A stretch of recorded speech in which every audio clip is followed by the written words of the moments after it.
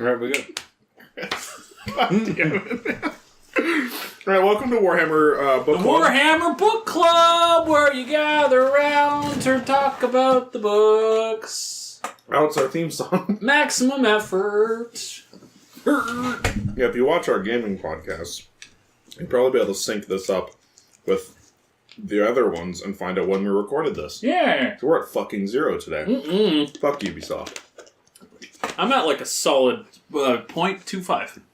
That was pretty good. Yeah. Miles, where you at? I might have 7, guys. Holy shit. He's high as fuck. Someone get this guy a muzzle and a leash. I went out, played some hockey, had some fun. You know how it is. Now I'm eating ice cream, my favorite thing. It is. He says his shit ain't on lock. You guys could come play with me if you want. Yeah, see, exactly. Fucking assholes. Hi, Chris. What have you been reading? Or start with Miles?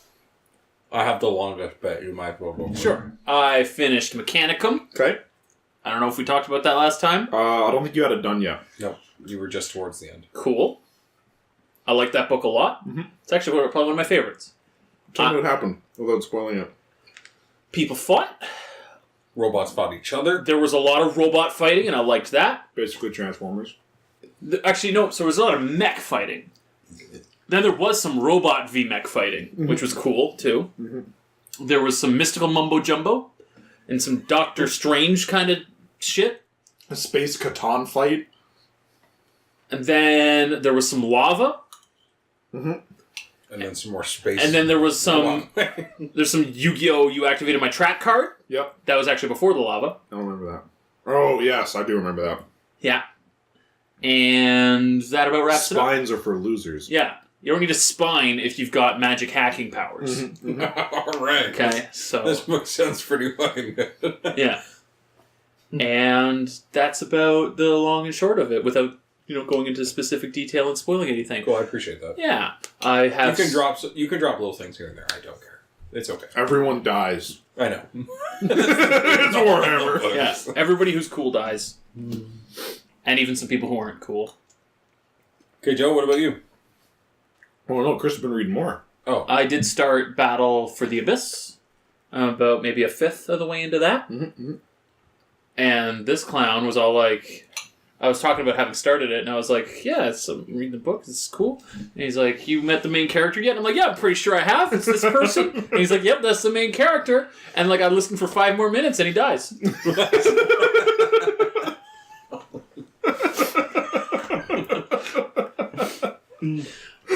It was really good. But how you liking Battle for the Abyss so far? I find it hard to follow it sometimes with the names and the ships and all that stuff. There was a part where it's like, it's following one character and they're like, all right, here's what we're going to do. And then it was like, oh, and then the ship blew up and everyone's dead. And I was like, wait, they're all dead? It's like, no, that was a different ship that blew up while they were talking. And I was like, oh, because that would have made no sense if all the people were like enacting a plan and that was going to be the next part of the book. And then they were all just dead. It's kind of weird to set that up. And then just kill them all. So in the when you're reading it, all ships and titans are italic. Okay. Which makes it a little easier to... I was mixing up the Boundless and the Wrathful. I thought they were... Okay, yep. I thought they were... Would not have helped. They were the same ship for some reason. So That's it's like fair. these guys on the Wrathful are like, yeah, we're going to do this. And then it's like, so then the Boundless blew up. And I was like, wait a minute. Back the fuck up. That's where we was. But yeah, so far it's like just a giant space fight. Mm-hmm. It's really cool. So kind of the first space conflict, aside from that one little bit in Fulgrim.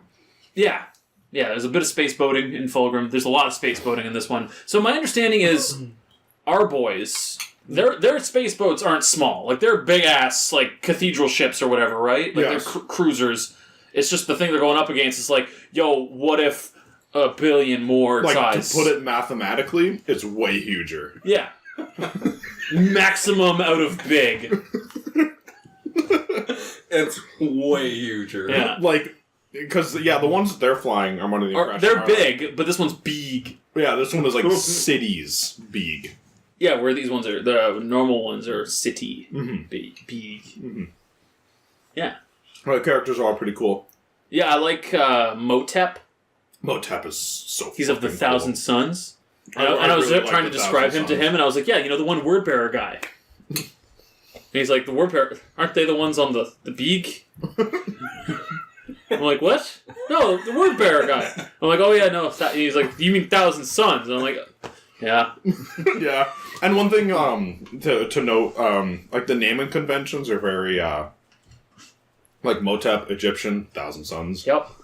They follow those patterns. Bjorgenschnack, always like the Bringnar. Brignar is how it's looks. So like he's of the Space Wolves. Is there Swedish? Yeah, the audiobook version. He talks like this. Yes. Fucking glorious. You can find me in the bar. My beer is soaked in mead. How does he make the world eaters sound? They just yell at shit. A lot of the other accents he does in this, they talk like this. Big man, Like strong talk. Rolls his R's a lot. Okay. Yeah. Who's the reader? Graham... Something? Let me pull... The dude from False Gods. Grabham McBeal. No, never. Gareth Armstrong. No. Which I don't think I've listened to him yet in any... Like, he does Prospero Burns as well.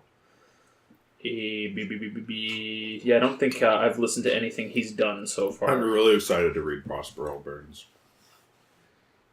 Yeah. Who does Descendo Angelo? Oh, Descent and Fallen? Yeah, where Descent is also him. And Fallen is also him. So I get used to him, I guess.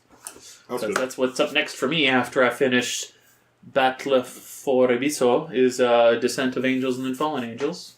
Is the and then order probably Legion. well, then it's the Legion then Tales? I think so, yeah. Okay. So, Joe, what are you... How's Nemesis going? I'm almost done it. It's been really fucking good so far. Actually, it's been amazing so far. It's got a picture of a lady in a skull mask. Yeah, she's a super cool assassin. What company is she from? One of the Assassinorum groups. Or sorry, I guess Legions. It's not from one of the Legions. Well, so that's the thing about this one is there's no Astartes whatsoever in this one at all, and that was what made me hesitant to read it. But your boy... No, you said Pooh Guy's in it. For like 2 pages. That's some Astartes. Okay. In that case, it ends with Astartes. I don't know if we've talked about this on the air at all before, but our headcanon is that Erebus eats poo. Yeah, not shit. Eats poo. He's the poo guy. But the lady on the front of Nemesis is Iota. She's a protophage from the Clade Caladex. Calexis. Okay, that sounds like some shit you put on your resume in the Warhammer 40k universe to really pump up your personal value. Yeah, so she I'm a protophage. She has access to the warp and can like melt people's brains. Listen, I'm a noble warrior hero, not hero, not a protophage warrior. Oh my god! So the premise for Nemesis is they're on purpose. Yeah. Boss. They're trying to gather the best assassins in the world together to assassinate Horus. Oh, so they bad ones. Oh, they're good. Horus. Oh, wait a minute. The Horus is the bad Horus one. is the bad guy. Yeah. Holy cow! Well, the bad guy. Yeah, well, it depends on what side you're on. See, right? I forget like sometimes because the books are named after him. I think sometimes he's like the good guy. The Emperor. It's not the Emperor. I thought you said the Emperor. You're crazy. Yeah, so they're trying to so they're trying to assassinate Horus, while this other dude's skulking about trying to assassinate the Emperor. That's gonna go well for him. Yeah. I think he's gonna succeed, don't you, Miles? Hmm? Yeah. And I bet they win, seeing as Horus is only in, the next 50 books? Yeah. So their story probably doesn't go too well, but it's really cool. Well, it's about his heresy, not about him. So one of the custodians is like... Yeah, he could fucking die from it. One of the custodians is all like, sneak into this assassin cult, like the best assassins across Terra, and more, Terra Plus. And the moon! Like, yeah, and he's like, I want the best of the best all together, and you guys are gonna go kill Horus. And the whole time I'm just like, why don't you go with them? Because you're a fucking custodian. Yeah, you could probably kill them a bit harder than they could. They're just assassin boys. And there was a part where One of them totally takes on an Astartes, and it's like, man, pretty good at the fightings. But yeah, it's a really cool story. Shouldn't they be like tracking down the Anathane just to Dewey again? Kill him once, kill him twice, right? Doesn't Fulgrim have that? He's probably into it now. Yeah. That's probably spoilers, actually, now I think about it. So never mind. So Miles. My turn? Yeah. Cool. Where are you in life? Okay. And in the book. So, I just got to part 2 of Flight of the Eisenstein. You're about halfway through, it looks like? Yeah. So, it started off really slow. You get to know... Garrow. You get to know Nathaniel Garrow. Nathaniel Battle Garrow. Captain of the 7th Company in the Death God. Formerly of the Dusk Raiders. Anyway. Also formerly of the Death Guard. Yeah. Yeah, I guess. Not yet. So... Maybe not. So it starts out kind of slow, and you kind of see a lot of perspective from his housecarl. That's right. The guy who runs around and cleans his guns for him and cleans his armor for him and does all this stuff, who is a failed Astartes. So he should have been banished from the ship or killed. I'm not really sure what that meant, but... Well, so the training, or the final test to become an Astartes, it's generally you either make it through or you die. Yeah. And he somehow didn't make it through, but survived. Yeah, like, because you're getting poisoned, I think Yeah. it is, like, over and over again by, like, different things, but he lived through it all, and... Yet somehow failed still. But then he just, he never finished it, and then I think they were going to banish him, and Garrow said, no, it's cool, I like him, I'll take him. Yeah. And then clean my swords. And then he's been running around being Ever since. Garrow's bitch. So, He's a super cool guy. he is pretty cool. He's also kind of Garrow's, like, spy, right? Like, Garrow has him doing multiple things. He sees some trusted and advisor. hears some things. Oh, he's seen some shit, actually. Yeah, so then it's kind of cool, actually. This is kind of the first, at least I think, like, where you get to see a lot of members from a company, like, really respect their captain, almost. Like, everybody within the 7th Company of the Death Guard loves Garrow. Yeah. And, like, they would do anything for him. They will not betray him. Like, they're appalled when anybody speaks poorly of him. He's been there since day freaking negative. Yeah, like, he was there when the Crusade started. The Dust Raiders. Anyway, so it's kind of cool. You get to see, like, a different perspective from a captain. Like, you got to know Loken, and he had, like, 1 or 2 dudes that it ever really spoke about, and then that was it. And it was like, oh, okay. Bunch of nameless guys under him. Kind of. Yeah, but, like, it's already mentioned, I think, like, 3 or 4 different dudes that love Garrow and would do anything for him. Mm-hmm. It's also cool to see. I think one of the things I liked reading through, at least the part where you are, is that it's outside of the Luna Wolves, and it's like, yeah, they actually fleshed out another group. Well, like, it starts off right away with, like, their own conflict. They were off doing that bottle world, whatever it was called, right? Yeah, which made me excited to see what they're going to do for all of the other legions, being different groups, essentially. Yeah. It's like, how do you make all of these super soldiers just be, like, completely different from each other? What were the names of the aliens that were fighting in the beginning? I'll find out. The Stinky Boys. The Stinky Boys. Stinky Boys. What's it called? Because it happens, like, immediately. Almost immediately, yeah. It's a bottle ship world, so it's a manufactured world, right? Yeah. On the outside, it's all mechanical, whatever, on the inside. Yeah, so the description of them, they were, like, long and... Like tripods. Yeah, and but what I got from it was, like, they seemed like snakes, almost. And then, because they had Centipedes elongated almost. necks and stuff, and, like, I was like, oh. But, like, 3 legs coming off of, like, their centerpiece. And every one of them is different somehow, right? Like, they all have their own custom augments. And some of them were really powerful. Like big fat boys. Yeah. You get to see a little bit more of... the Silent Sisters as well. the Silent Sisters, yes. Because they're there on a mission. Their whole thing is that they hunt down Psychers, right? Yeah. And it turns out one of the things that they fight on the bottle planet is a Psyker. Yeah. And they silence it. Or Garrow does, I think, actually. So Garrow Heads finds he's in pursuit of something that killed some of his dudes, I think, or killed one of the Silent Sisters, I think. He finds, like, a corpse. Bodies. He finds bodies, he tracks it down, there's, like, a big guardian creature, they manage to kill it, and then it drops a bundle, and it's this, like, infant psyker thing, and it immediately burrows into Garrow's mind and tells him like of the future, like some bad shit's about to go down. You're gonna be on the wrong. Which wasn't wrong. Yeah. Yeah. It's like everything you know and love is gonna like fucking burn. Yeah. And while he was in the throes of that, one of the Silent Sisters just double taps the babby. Yeah. To free him of its grip. 12 gauge. He's like, "Thank you." Your counter.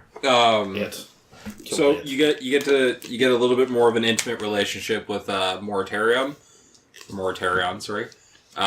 What's his gun called? The Lantern?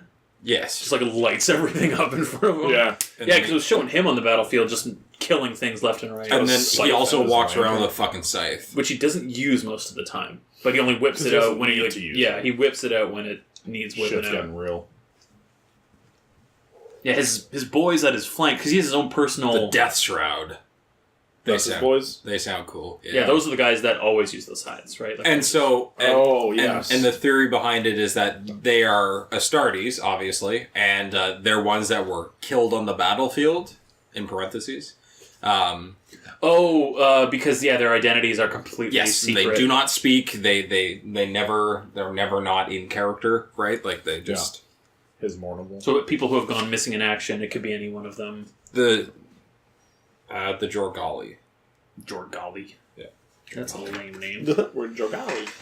Anyway, so, Jiggly yeah. Jugglies. Sounds like a Kingdom Hearts villain. Yeah, so they go into this bottle world. Garrow's pod actually crash lands into a chemical lake.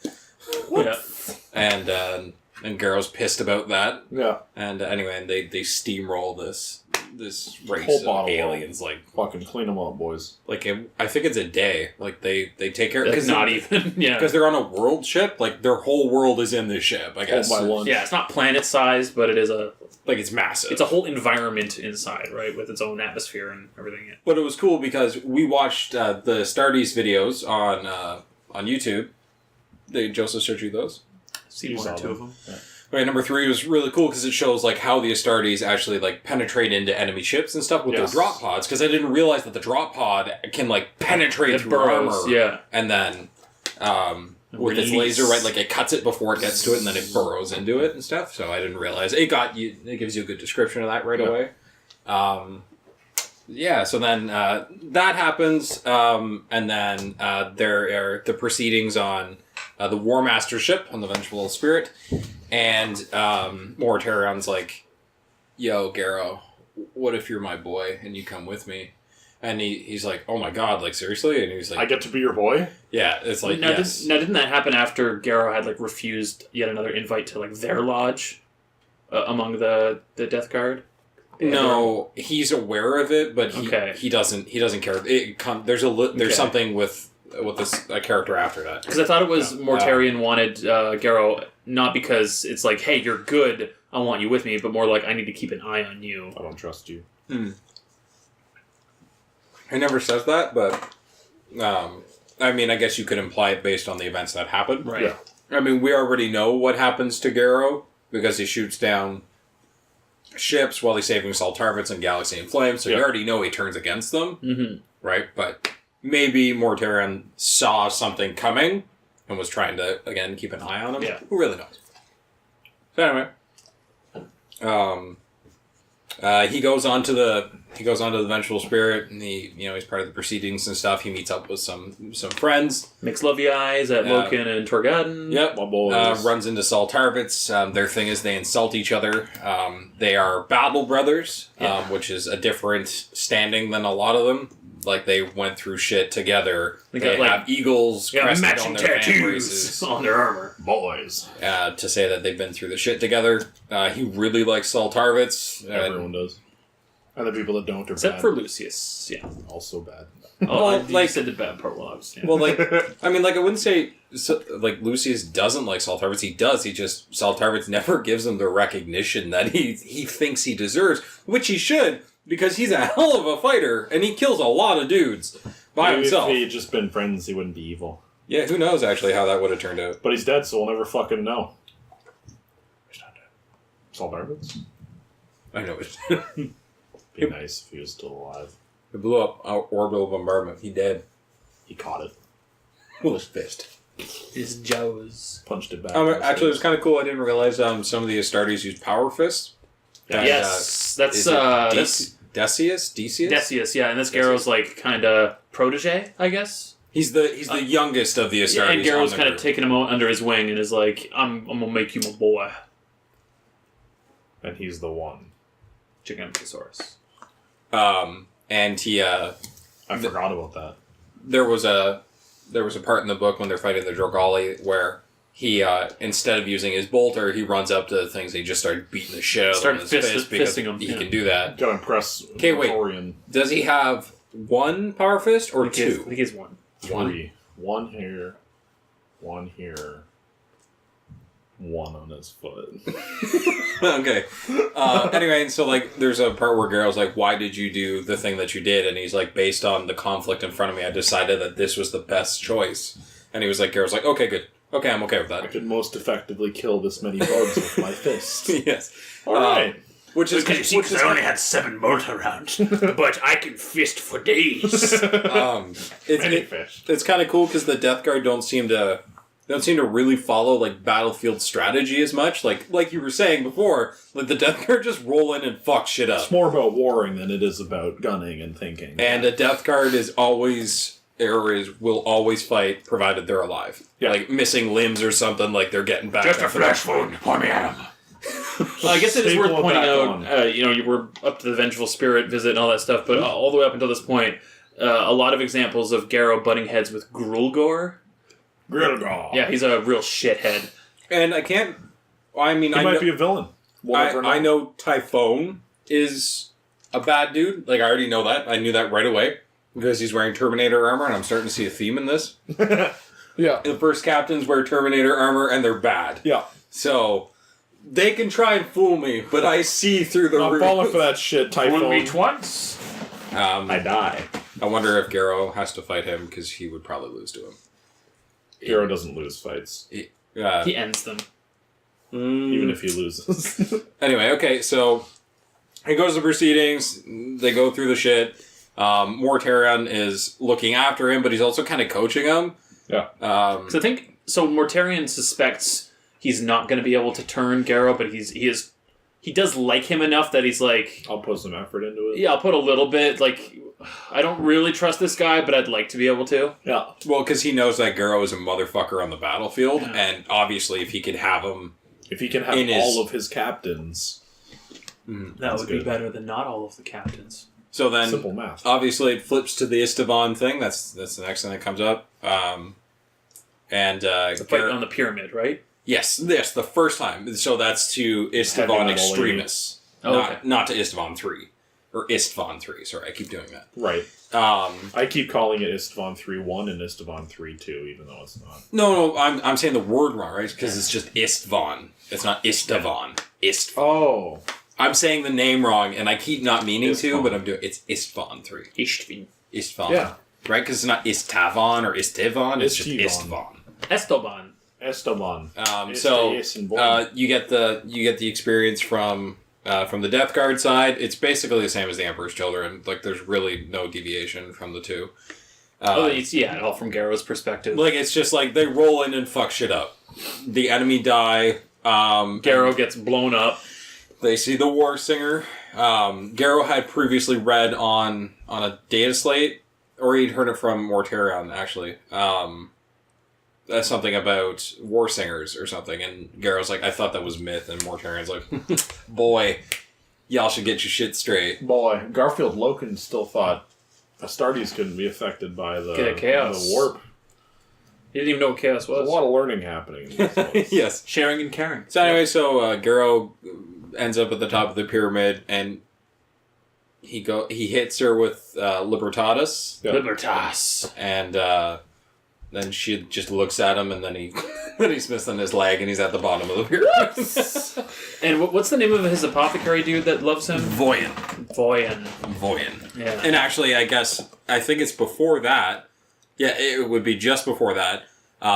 They find out that Voyen is part of the Lodge. Yes, they have a disagreement over it. He admits it to everybody, and he's like, it doesn't really matter. It's just about, like, no rank or anything is taken into And Garrow's like, account. yeah, sure it is. And then Garrow's like, Little bitch. basically Garrow's like, everybody get the fuck out. I'm talking to him right fucking now. To my boo. We're having a disagreement. And I don't know, like, I like to imagine that Voyn's like cowering in the corner because Garrow's like got a hold of him by the scruff of his neck, like, Gonna get one from me, one from the wall.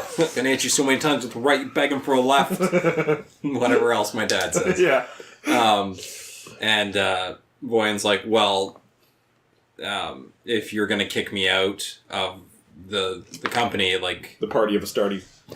if I stay in, do I have to quit the lodge? And Garrow's like, no, do whatever best for Voyn, because Voyn says, I'm doing what's best for Voyn. Yeah. And Garrow says that back to him, like, salty as a motherfucker. Little bitch. Anyway, so then back on the battlefield, Decius Decius Decimus. runs through the crowd to go get Voyn, and actually the apothecary who saves Garrow on the battlefield is Fabius Yeah. from the Emperor's Children. And like Voyn gets there in a huff because he's all like, I know we had a disagreement, but he's still my boy. I need to save him. Stand back, Fabius! And he gets there, he's like, get your dirty hands off him. I will do this. And Fabius like, you know, he would have been dead if I didn't get here because you were fucking slow. So And all of that being said, Fabius is a dirty little boy. So. yeah, yeah. he knows his shit though. He does. So yeah, Too much shit. So Voyn's like, don't touch my captain. Like, let a Death Guard apothecary work on a Death Guard captain. Fabius is like, fine, Whatever, I got better shit to do. I did you a favor. yeah, fuck him. He could have been dead by now. So then Garrow gets his prosthetic leg. Well, not just then though. Well, I like, because he's being like stunting the wound and all that stuff. I guess that's Then he has sorry. this talk with Tarvitz, and then he sends Tarvitz on his way. Because we talked about this during Galaxy in Flames, where he's like, I can still fight him. I may be missing a leg and bleeding all over. But then we get a scene where he's strapped to Voyn's back, I think it is. Over his shoulder. It's Decius. It's Decius' back. Decius. I thought he was like over his shoulder or something. No, they're standing back to back. Is that what it is? Yes. Okay, so he's like leaning against him. Garrow is just supporting himself, On like one leaning against him, swinging his sword and killing people. And they kill Lean a lot. forward, son! They kill a lot. He pretty much No, you fights mean until backwards. Yeah. he fights until he passes out, like from blood loss. Yeah, so then I think Decius pulls him over to the side and gives him his bolter and is like, okay, I'll be right back. I'm going to go get Voyn. And then Garrow's out cold, and then it jumps to the ship, and he's got his new prosthetic. And And it's not a wooden peg leg. No. Like, it's like super advanced machinery. The apothecaries are like, you're not going to even notice that it's a metal leg. Like, give it some time. Except for the clinking. It'll collaborate. Collaborate. It'll calibrate to your body and stuff. Yeah, you're gonna like limp, and it's gonna feel weird for a bit, but eventually you won't even notice. It'll be fine. Booting people in the face in no time. Wouldn't you think that would be a stronger boot then? Because it's a prosthetic leg. although Astartes have pretty good bones. Well, clearly not. He got blown off because she yelled at him too hard. I mean, doesn't sound too strong to me. did he have his metal leg then? Who's to say that wouldn't have blown off too? You know what's kind of funny though is right before the war singer like shoots him off the side, Garrow's like, the only thing that can hurt this thing is a concentrated sound attack. And I was like, what the fuck? How would he know that? Yeah. Because bullets apparently don't work and swords don't work. So clearly It's a sonic shield. Yeah, clearly the only thing that works is sound. We need something that goes fast. We need to yell louder. Which your Like boy, sound. Adalon's got that covered. He does the power metal scream. Do it, Chris. Okay, never mind. I'll do it. I just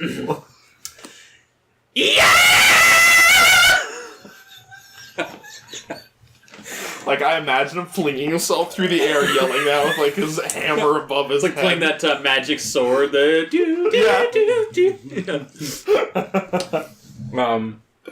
So then they get back on the ship. I think it's Captain Temeter, who is also... Temeter.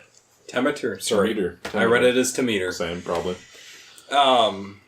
He informs Garrow that Garrow is not fit for battle. So that's an interesting thing, right? Because at this point, Mortarion had more or less decided that Garrow wasn't going to be swayed for one reason or another, and he would have been part of the Istvan 3 plot, but he was at a commish, so he got to not be part of that. My boy. So he finds out that he's not in commission, he just gets up off the bed and tears the fucking machinery. He's like, the fuck with that! I need to talk to someone who... I'm going to talk to the Primarch right now! Isn't he... he talks to Typhon instead. Yes, but he doesn't know that. As they're getting closer to the room. And it's like, Mortarion isn't here. Temeter? I'm just going to call him Temeter. Temeter is like, yeah, he's not here. He's with Morris. Gone. and he's like, well, then who's in charge? And it's like, first captain. He's the one that said you're not fighting. And he's like, well, why? It's like, well, you know your leg? Because that. And he's like, but I can still fight. He's like, well, that's the word of It's the Primarch. glued on really well. No, that's the word of the Primarch, and I'm not overturning it. So, and then he's like, okay, fine. And But the glue's almost done drying. Just a couple more blows. Falls off. So then, in place of Garrow is Temeter instead, or Temeter goes down, and he's by himself, and he's elated that he's on the battlefield by himself for the first time in ever. He's the captain in charge. I'm so excited. I did it! Yeah.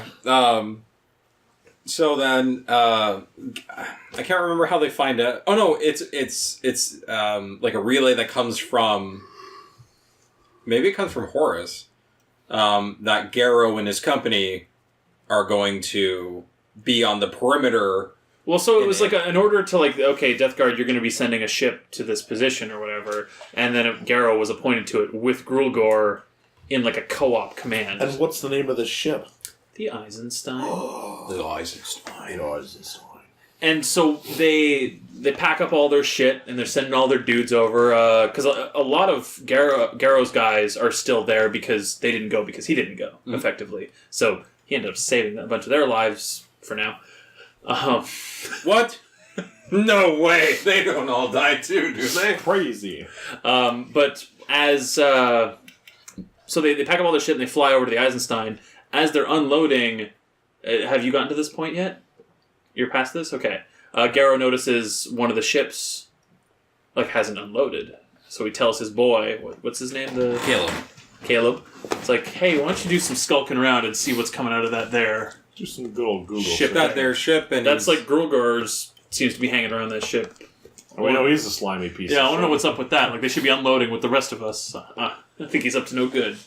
So I think, and one of the reasons that Grulgor hates Garrow so much is because Garrow's from Terra. Yeah. And that's why he hates him. Yes, he's not from Barbarous. He's racist. Barbarous? I think, yeah, Barbarous. So that's the thing. So Garrow was part of the Dusk Raiders, which was one of the original legions, right? Yeah. When the Emperor found Mortarion on Barbarous, Mortarion had already established his own fighting force on that world to overthrow powers there. Mm-hmm. When the Emperor got there, it's like, hey, my son, my boy, I have a legion ready to go for you. The Dusk Raiders. And Mortarion's like, that's cool. I call my guys the Death Guard. These are now the Death Guard. So anybody from Barbarous seems to get preferential treatment because they're like related, you know. They part of the crew, part of the ship. Part of the crew, part of the ship. So isn't Garrow like the last Dusk Raider too? Like hasn't everybody over time more or less died along the way? That does sound to the point where the familiar. whole company is made up of just Barbarous people except for him. He's the only one from Terra. That sounds right. So that's why he gets some side eyes from people like Grulgor, because it's like, I mean, you're part of the club, but only because this guy says so, not because we are brothers or anything like that. Yeah, because Garrow's an old man. Yeah, Garrow's about as old as an Astartes can get. Yeah. Yeah, up Right there now, with but, like, Action Crews. Yeah. But he hasn't lost his reflexes or anything. He's still like a prime fighting Well, machine. yeah, Astartes are immortal, right? Effectively. Yeah. They do age, though. But not in... Because Action Cruise is pretty Like, old. they age in, like, maybe physical features up to a point. Like, they don't become, like, ragged old men, but they will get more distinguished in their features, maybe get some gray hairs, but they're... sloppier when they're reading. Sure. That doesn't say book, that said boat! like that picture that you have of the dude eating cereal. Fucking shit. But yeah, they do stay in, like, peak physical condition, though, more. Based on their genetic engineering. Yeah. Anyway. 2 hearts, no farts. So then, Garrow assumes control of the command center of the ship with I think Because Grulgor still hasn't really reported, right? Yeah. He's still been a greasy bastard. He's with like 3 of his dudes in the command center and stuff, and they're Garrow greasy. has training for everything, it said, actually, but like he's just remembering everything. Meanwhile, Caleb is skulking around, and then he's hiding, and he sees that off this little ship, or little, I guess it's probably pretty big. Thunder Hawk, right? It's pretty big. Off this Thunderhawk comes these... I don't think it said how many boxes there were, but they were identical boxes. And they're being handled very gently, and like one guy kind of fumbles it, and the other dude's like, "The fuck you doing?" Like, and backhands him. It actually says he backhands him. So You fucked up. So then Caleb's like, that's weird, and he keeps following it. I think he follows it, and they open up the box, and out come these little canisters, green vial spheres. Yeah, and. Does it say how large the vials are? Like a cannonball. I pictured them as way bigger than that. No, because they're stuck in the tip of a warhead.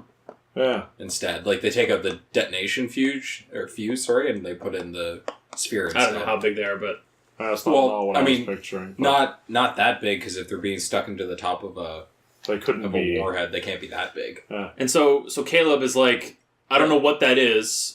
But I know it's bad based on his reaction when he almost dropped it. And as he goes to get away, he like trips over something and makes a noise. Runs into a servitor, knocks it off. Yeah, that's what it was. Yeah, and of course, damn lobotomized robot piece. And of course, the servitor like it doesn't say anything, but it does make a sound just bumping into it. So of course, Grulgor, was it himself that goes to check it out? He turns around and he's like, "The fuck!" And Caleb like skulks into the dark, but it's like, "Oh shit, this is a dead end.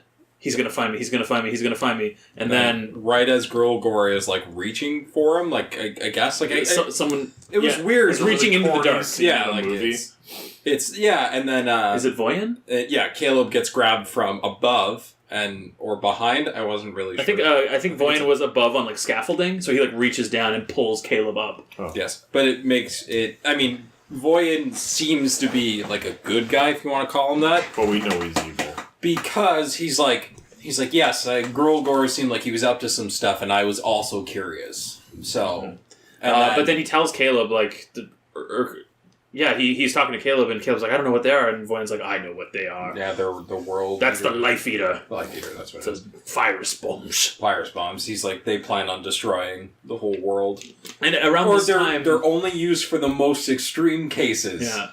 And I was like, oh, damn. Like killing a Stardies. And around this time, on the bridge, Garrow and the gang up there have been ordered to move into a different position from which they were originally told. They were told they were going to be in a high orbit in an intercept position to catch anyone trying to flee the planet.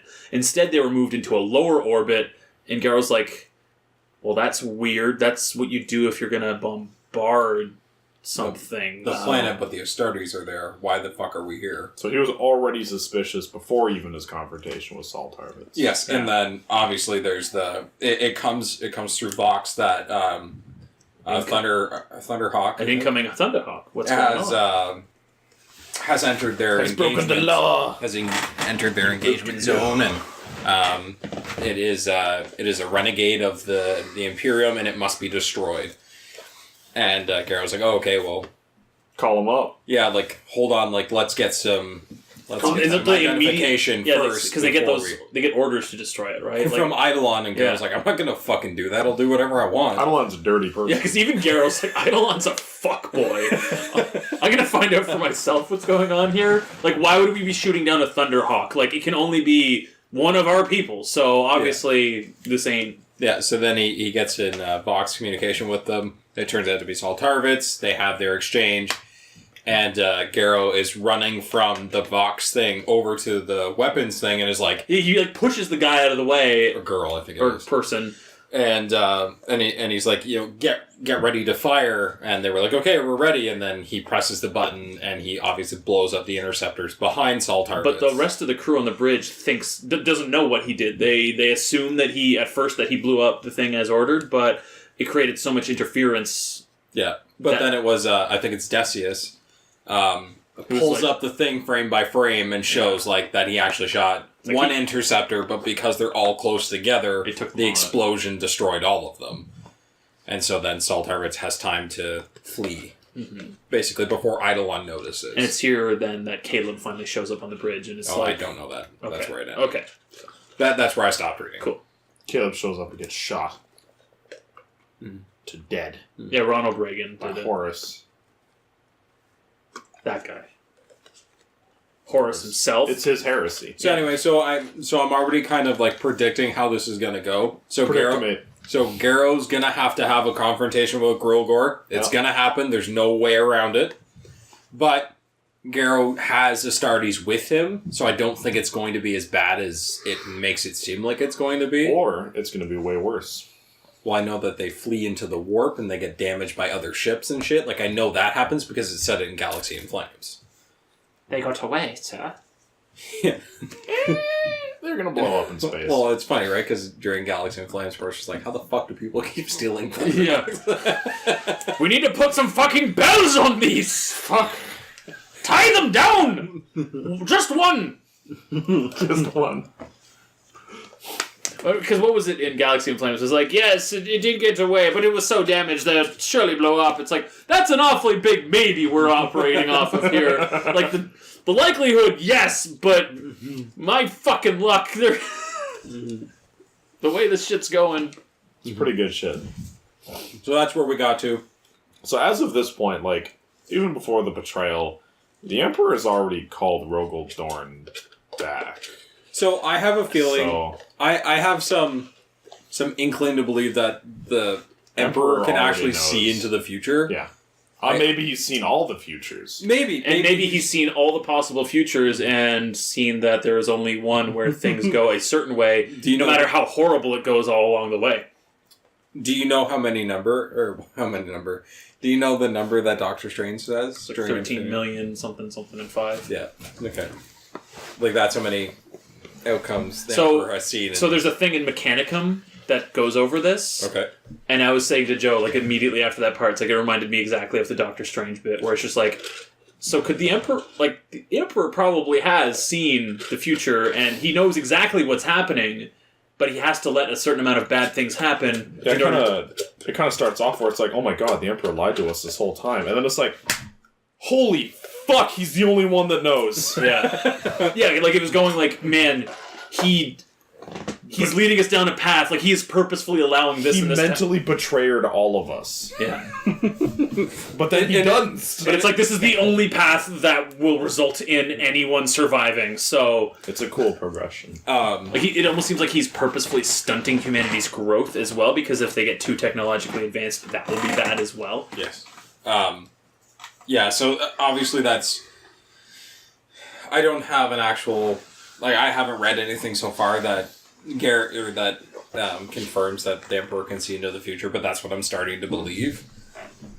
Just based on... He's not just seeing the future, but all futures. Well, because you said that he's already recalled Rogel As Dorn of to Horus Rising. Like, Terra. Yeah. Like, he went back, and then he was... Because And then it was, Dorn like, is... not too long, and then... You said Rogel Dorn is like the super defensive dude, right? Yeah, the Wait, what is Imperial it Fist. they said in Horus Rising? It would a be clash like between the Luna Wolves and the Imperial Fists? An unstoppable force meets an immovable object. Almost like that was foreshadowed. Yeah. So I wonder... Probably where it's going. Yeah, so I wonder which book that'll actually happen in. I guess that'll be in the Siege of Terra then, right?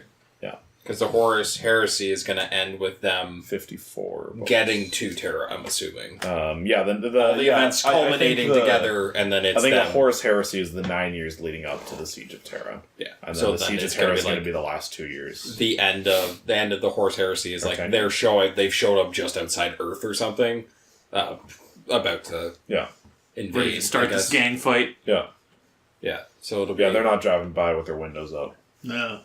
So it's going to be... So then I guess probably Horus is going to have some normal Astartes, and then he's probably going to have some Chaos Marines with him, right? Like The Word Bearers will be the Chaos Marines, I think. And then like the Death Guard are sided with Nurgle, so they're all like corrupt, disgusting beings. And whatever happens to the Emperor's children, I imagine will continue to happen. Oh my god, they're fucked up. Oh, did they get like absolutely slaughtered? Is that No. what you guys are getting at? I mean, They side with Slanesh. Oh. Spoilers, So- but you like. I so mean, they I don't could've get seen that slaughtered. They may commit. They slaughter. They commit gore upon themselves. They slaughter fuck themselves. Oh. Slaughter Literally. fuck. Yeah. Literally. Slaughter fuck. When you asked if they had penises, you'll find out all about that in fucking Fulgrim, my dude. There may be some wound fucking. Yeah. Yikes. I saved that page for later. Just imagine you, like, tearing it out, like licking it and stamping it on the wall. That's a nice page. That's a nice page right there. Save that one for later. So Yeah, that's how I save book pages. Rip it. So that's about as far as I've gotten. Like I said, I literally just hit part 2. We're halfway I'm on page there. 188 of 406. I think I read it. 406. It's Oh, no. I read a name. Whoops. Somebody's alive at 406. You're past the stuff that I wasn't terribly interested in. Spoiler alert, it's Voyen. About everything. Because he's a bad guy. Voyen's dead. No, he's alive. Oh, he's alive. Voyen's alive. Yeah, so you're past the part of the book that I wasn't terribly interested in. You're going into the stuff that I really, really like. Well, because it's now going to turn into they're going to get the fuck out of there because they're going to get blown up, right? Yeah. Like that's what we're headed to. Yeah. And the actual flight. Yes, and then I read the book. I read the book, and it says, having witnessed the terrible massacre of the Imperial forces on Isstvan III, Death Guard Captain Garrow seizes his ship and sets a course for Terra to warn the Emperor of Horus's treachery. But when the fleeing Eisenstien is damaged by enemy fire, it becomes stranded in the Warp, the realm of the Dark Powers. Can Garrow and his men survive the depredations of chaos and get his warning to the Emperor before Horus's plan reaches fruition? Probably not. No. Based on how everything else has gone, no. Probably not. So it's almost like the back of Warhammer books should be treated the same way as headlines that ask a question. The answer is no. Yeah. Yeah. It's so... Will this weird trick keep you from ever going to the doctors again? No.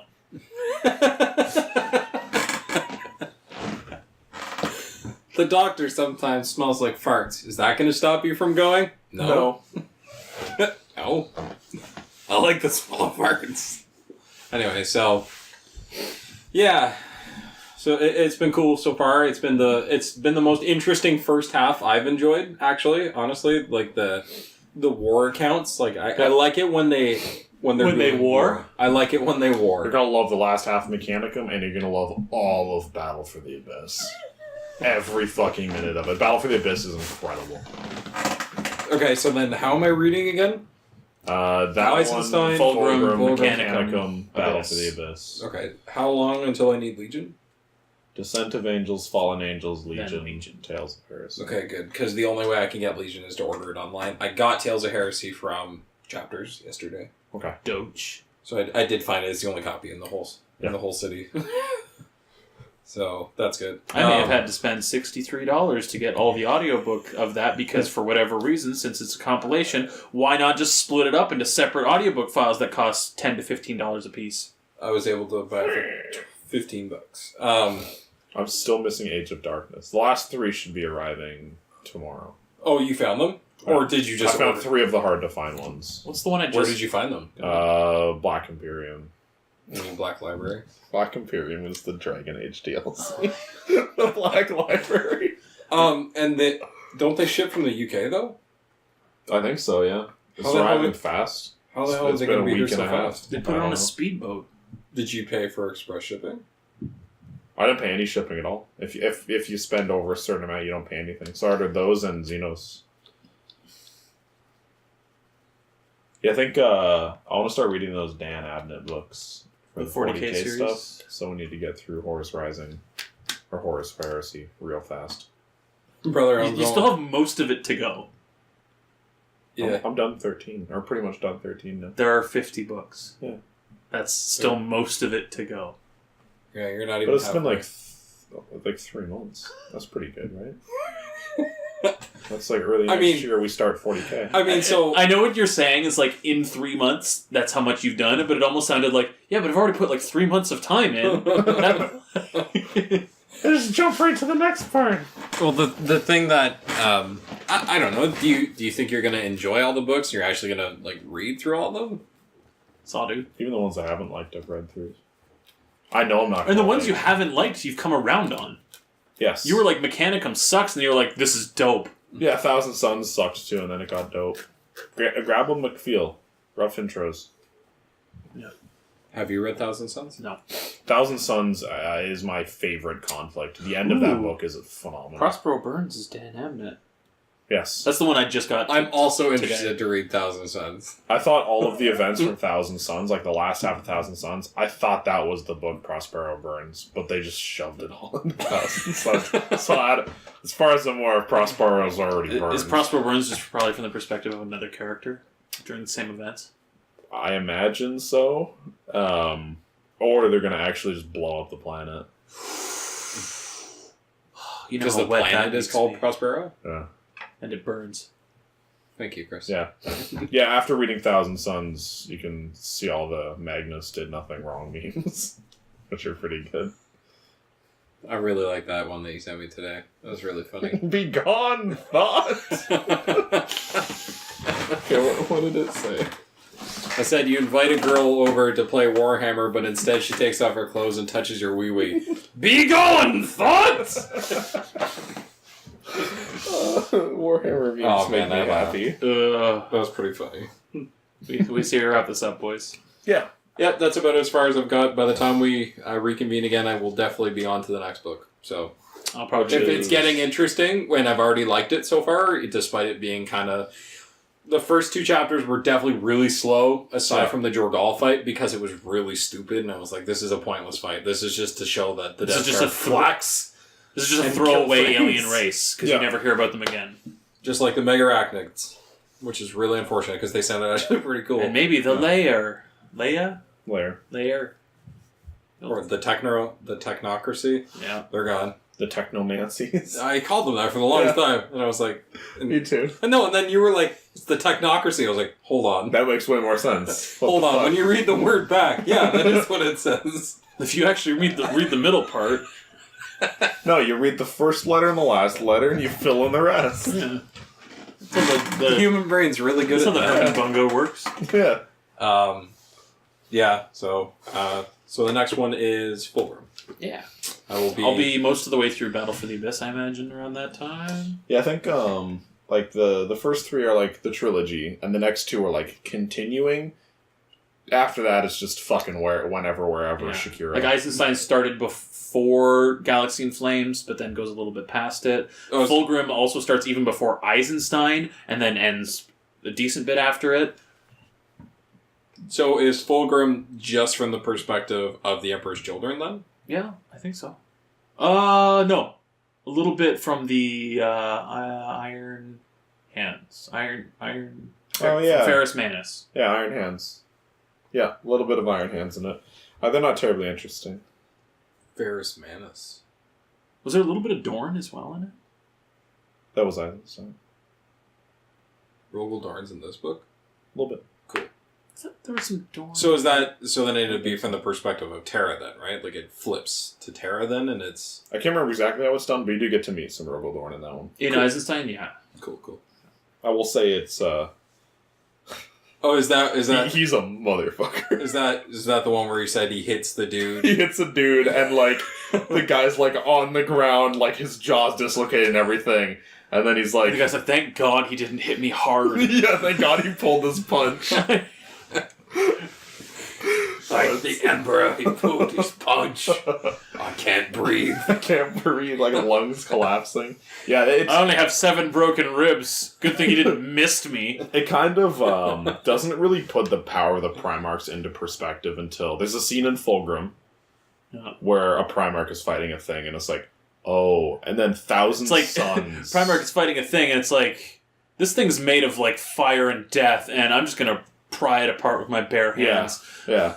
Like, they're kind of demigods. Okay, so that's from Fulgrim's perspective, right? Yeah. So we're talking this is Fulgrim being a motherfucker? Yeah. Oh, right, because he's going where? He's on Istvan 5, right? He ends up on Istvan 5. Well, because that's where Horus sends him. This may not be happening on Ispan 5. This is a different this is thing. before. Yeah. Okay. Yeah, but there's I think Thousand Suns is the first book that really shows what Primarchs are capable of. And it's like a world-changing battle. It's the coolest fucking thing. No, I mean obviously the Primarch in Thousand Suns is Magnus, and he is warply powerful, right? Like Yes. he does have the power. Space magic.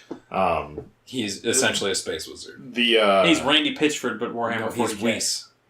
Whis is a space wizard. Yeah, right. That's what I said. Tick tick, turn back time. That's what I said. You Randy can just do Pitchford. that. We're getting deviated. we're getting lost here.